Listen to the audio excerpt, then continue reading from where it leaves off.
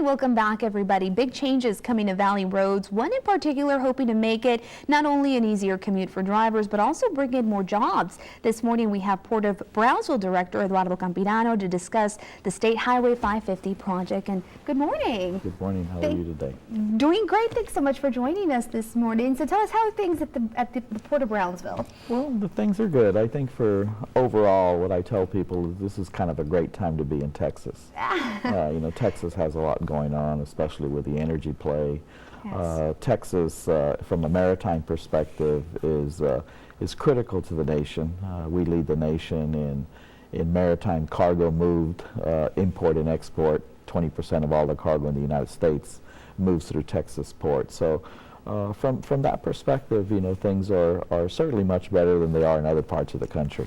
So tell us how this project, 550 project, is going to impact the Port of Brownsville. Well, it'll be a direct connector. Actually, it's part of the I-69 project, and that part that is the SH-550 is actually in the language noted as the I-69 connector. So part of the thought from a maritime perspective is kind of connecting all of the ports, the big ports, the Houston to Corpus, Corpus to Brownsville.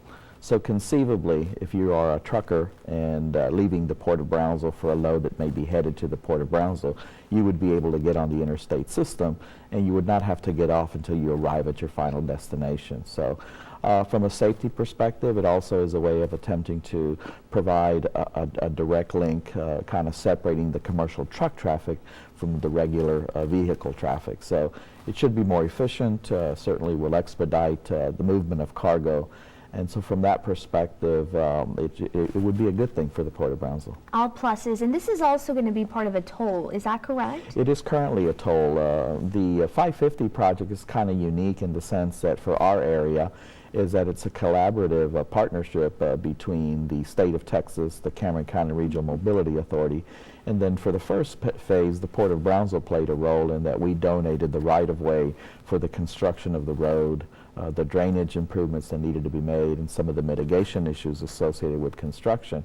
And so in that regard, the exchange for some of the funding to build that was to create a toll road.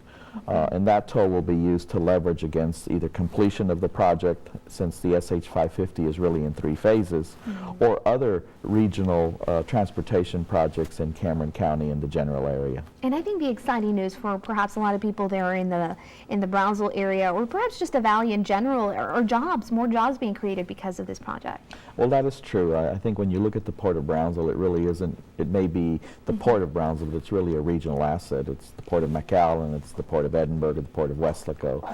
From that perspective, it really serves a much broader regional economy than just one community. Okay, perfect. We're going to continue to talk with you a lot more about this project and things going on at the port, so please stay with us. In the meantime, we'll be right back with more.